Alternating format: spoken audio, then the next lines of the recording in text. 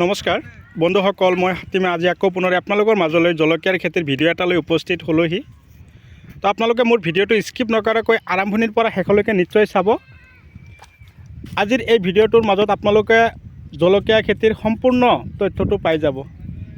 তো এইটো খেতিত কোন ধৰণৰ বিধান দিয়া হৈছে, পুলিৰ বয়স কিমান দিন হ'ল, কিমান দিন পিছত লগোৱা হ'ল, খেতিত কি কি দানা দিয়া হ'ল লগোৱাৰ আগত, আৰু কি কি সাৰ দিয়া হ'ল, গোবৰ সাৰ কিমান দিয়া হ'ল, আজিৰ এই ভিডিঅ'টোৰ মাজত আপোনালোকৰ লগত মই আলোচনা কৰিম। তো কথা হ'ল, আপোনালোকে যদি জলকীয়া খেতি কৰি ভাল পায় তো মই আপোনালোকক অশেষ ধন্যবাদ জ্ঞাপন কৰিছোঁ। এই খেতি কৰিবলৈ হ'লে প্ৰথমতে আপোনালোকে মাটি নিৰ্বাচন কৰি ল'ব। আপুনি কৰিছে নেকি? নাই, এন্তক কৰিছে। হা হা এন্তক আপুনি কিয় লগাই আছে? লগাই আছোঁ আমি। আপুনি লগাই দি আছে।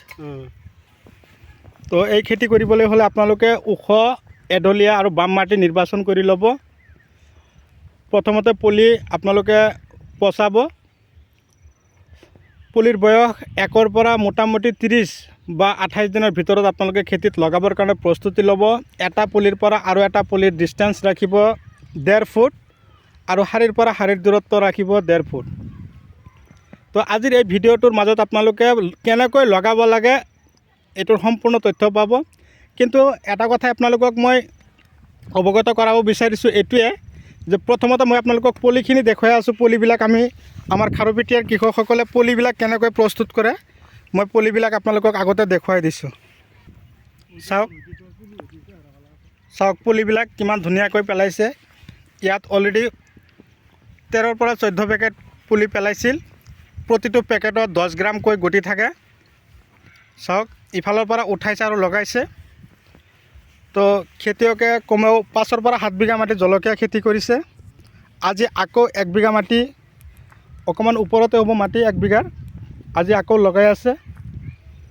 তো দিনত কমেও এজন খেতিয়কে দিনত কমেও 5 পৰা 7টাকৈ লেবাৰ খটাই থাকে।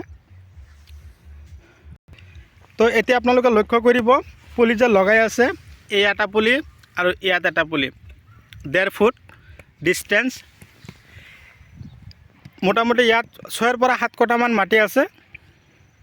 তো 5জন মানুহে লগাই আছে। মোটামুটি 4 পৰা 5 ঘণ্টা সময় লাগি যাব। তো পুলিবিলাক উঠাই কিনে প্ৰথমতে এটা সৰু গামলাৰ মাজত ভৰাই ৰাখিব লাগিব। ছাঁ ঠাইত থৈ দিব লাগিব। তাৰপিছত আঁচ টানিব লাগিব।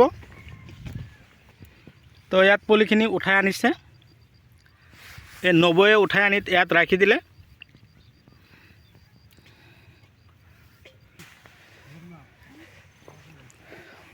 তো এতিয়া আঁচ টানিব এনেকৈ। তো আঁচ কিহেদি টানে মই আপোনালোকক সেইটো দেখুৱাই আছোঁ।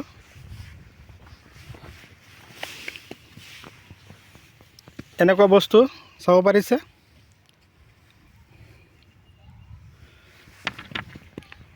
তো এই খেতি কৰিবলৈ হ'লে আপোনালোকে বিঘাত কমেও 1 পৰা 1.5 গাড়ী গোবৰ দিব। মানে আপোনালোকে গাড়ী বুলি ক'লেতো আপোনালোকে নিশ্চয় চিনি পায়। আমি ট্ৰাকেদি দিওঁ গোবৰ। আপোনালোকে ট্ৰেক্টৰ বুজি পায়, টেলাৰ, কিন্তু আমাৰ ফালে ট্ৰাকে দি দিয়ে গোবৰ। কমেও 1 পৰা 1.5 গাড়ী গোবৰ দিব। দিয়াৰ পিছত প্ৰতি বিঘাত ছুপাৰ ফছফেট 50 কিলো, পটাছ 10 পৰা 15 কিলো, ইউৰিয়া 10 পৰা 15, DAP দিব 10 পৰা 20 কিলো। দিয়াৰ পিছত ধুনীয়াকৈ হাল মাৰিব।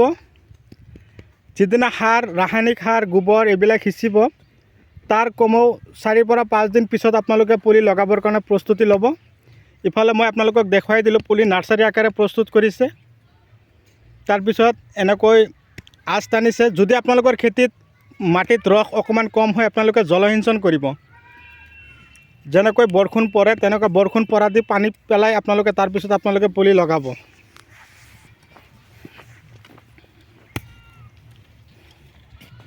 এনেকৈ আঁচ টানি তাৰপিছত আপোনালোকে ইফালে এবাৰ টানি তাৰপিছত আপোনালোকে লগাব।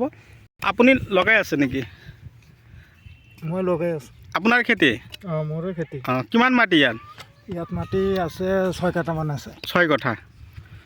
তো আপোনাৰ নামটো জনাব দাদা। মোৰ নাম আব্দুল মজিদ। আব্দুল মজিদ। গাঁও? গাঁও টাঁকিমাৰি।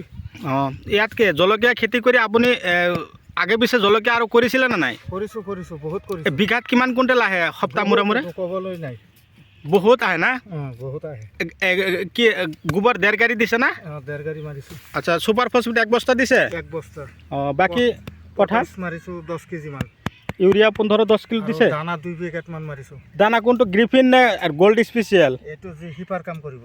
গোল্ড স্পেচিয়েল আৰু গ্ৰিফিন। তো বন্ধুসকল, আপোনালোকে যদি জলকীয়া খেতি কৰে, দাদাই 2 কিলো দিছে, 4 কিলো। আপোনালোকে যদি গোল্ড স্পেচিয়েল, গ্ৰিফিন, IPL কোম্পানীৰ, তাৰপিছত ভূমিৰত্না, ষ্টুপ্লেজাৰ 95 যিদিনা লগাব সেইদিনাখন আপোনালোকে ষ্টুপ্লেজাৰ 95 দানাটো 1 কিলো প্ৰতি বিঘাত ইউৰিয়াৰ লগত সিঁচিখিনি যদি লগাব পাৰে, আপোনালোকৰ 3 দিনৰ ভিতৰতে, মোটামুটি 24 ঘণ্টাৰ ভিতৰতে এইটো দানাই গছত কাম কৰে। আৰু এইটো হ'ল হিপাৰ কাৰণে আটাইতকৈ ভাল দানা। তো আপোনালোকৰ যদি এনেকুৱা ধৰণৰ দানাৰ ঔষধৰ কিবা প্ৰয়োজন হৈছে, আপোনালোকে 7002163162 7002163162 এইটো নাম্বাৰত যোগাযোগ কৰিব, হোৱাটছআপ কৰিব।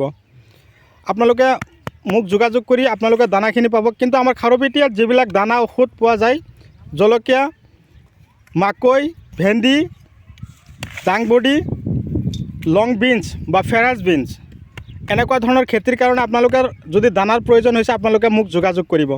মই এনেকুৱা ধৰণৰ উন্নত দানাবিলাক আপোনালোকৰ কাৰণে যোগান ধৰিম। কথা হ'ল, আপোনালোকে মই কোৱা ঔষধখিনি অকণমান গুৰুত্ব দিব। এতিয়া মই আপোনালোকক ঔষধখিনিৰ নাম কৈ আছোঁ। জলকীয়া খেতিত ঔষধবিলাক কোনবিলাক আমি খাৰুপেটীয়াৰ কৃষকসকলে মাৰে, বা কোনবিলাক ঔষধ স্প্ৰে কৰে, কোনবিলাক ফাংগিচাইড আৰু কোনবিলাক ইনছেক্টিচাইড, এই কথাখিনি আপোনালোকৰ লগত আলোচনা কৰিলে আপোনালোকে A to Z বুজি পাব। ইনছেক্টিচাইড বুলি ক'লে আমি কি কৰোঁ, জলকীয়া খেতিৰ কাৰণে নাম্বাৰ 1 ঔষধ হ'ল কি, গোডৰেজ এগ্ৰ'ভেট কোম্পানীৰ গ্ৰেচিয়া ঔষধটো গছৰ ওপৰত, একেবাৰে ওপৰত স্প্ৰে কৰিব। যেতিয়া গছৰ বয়স 1ৰ পৰা মোটামুটি 20 দিন হৈ যাব, তেতিয়া গ্ৰেচিয়া স্প্ৰে কৰিব। তাৰ আগতে লগোৱাৰ পৰা এসপ্তাহ পিছত আপোনালোকে ডাহাত আৰু ডাষ্টাৰ স্প্ৰে কৰিব। যেতিয়া চাব আপোনালোকৰ গছৰ বয়স মোটামুটি 1 মাহমান হৈ গ'ল, সেই মুহূৰ্তত আপোনালোকে চিনজিন্দা কোম্পানীৰ চেমডিছ স্প্ৰে কৰিব। 1 মাহ হৈ যোৱাৰ লগে লগে গছত কিন্তু প্ৰতি বিঘাত আপোনালোকে 5 kilo Griffin, 5 kilo gold special soil, তাৰ লগতে আপোনালোকে ভূমিৰত্না দিব 2 কিলো, তাৰপিছত মাৰ্বল যিটো আছে সেইটো দিব 2 কিলো। দিয়াৰ পিছত আপোনালোকে ধুনীয়াকৈ খেতি নিকানি কাম কৰিব। এতিয়া কথা হ'ল, জলকীয়া খেতিত আমি খুঁটা দিব লাগে। কিয় দিব লাগে? বাঁহেদি খুঁটা বনাই যে দেওঁ। এতিয়া চাওক, সন্মুখত আমাৰ বৰ্ষাকাল আহি আছে। এতিয়া বতাহ মাৰিব, বৰষুণ দি থাকিব, গছবিলাক উভালি পৰি যায়। সেইকাৰণে আমি এইবিলাক খুঁটা দিব লগা হয়। এইবিলাক খুঁটা দিলে কিন্তু জলকীয়া গছ লৰচৰ কৰিলে কিন্তু জলকীয়া গছৰ শিপা একেবাৰে কোমল হৈ থাকে। লৰচৰ কৰাৰ লগে লগে গছটো উভালি পৰি যোৱাৰ লগে লগে সেইটো জলকীয়া যিমান লাগে সেইবিলাক নষ্ট হৈ যায়। সেই পদ্ধতিমতে আপোনালোকে কৰিব। কিন্তু কথা হ'ল, আপোনালোকে দানা ঔষধ কেতিয়াও খেতিত আপোনালোকে নঠকাব। খেতিত আপোনালোকে যিমান খাদ্য দিব, ইফালে গোবৰ 2 গাড়ী 1.5 গাড়ী গোবৰ দিছে, ইমান কষ্ট কৰিছে, ইমান টকা খৰচ কৰি জলকীয়া খেতি কৰিছে, ঔষধ আৰু দানা। আৰু ফাংগিচাইডৰ ঔষধটো হ'ল লখন্দি, জুডিঅ' পাৱাৰ, আৰু এটা হ'ল আদামা। এই 3টা ঔষধ আপোনালোকে দিব। জলকীয়া খেতিৰ কাৰণে বহুত ভাল। জলকীয়া যেতিয়া গছত লাগন দিয়ে, তেতিয়া কিন্তু জলকীয়া গছৰ ফুলবিলাক হালধীয়া হৈ যায়, সৰি পৰি যায়। তেতিয়া আপোনালোকে লখন্দি স্প্ৰে কৰিব, আদামা স্প্ৰে কৰিব, জুডিঅ' পাৱাৰ স্প্ৰে কৰিব। এইবিলাক ঔষধ বহুত ভাল, আৰু এইবিলাক ঔষধ এবাৰ দিলে আপোনালোকৰ মোটামুটি 20 দিনৰ কাৰণে কাম কৰি দিব। ভিডিঅ' চাই কেনে পালে কমেণ্ট কৰিব। যিমান পাৰে ভিডিঅ'টো মোক আপোনালোকে শ্বেয়াৰ কৰিব।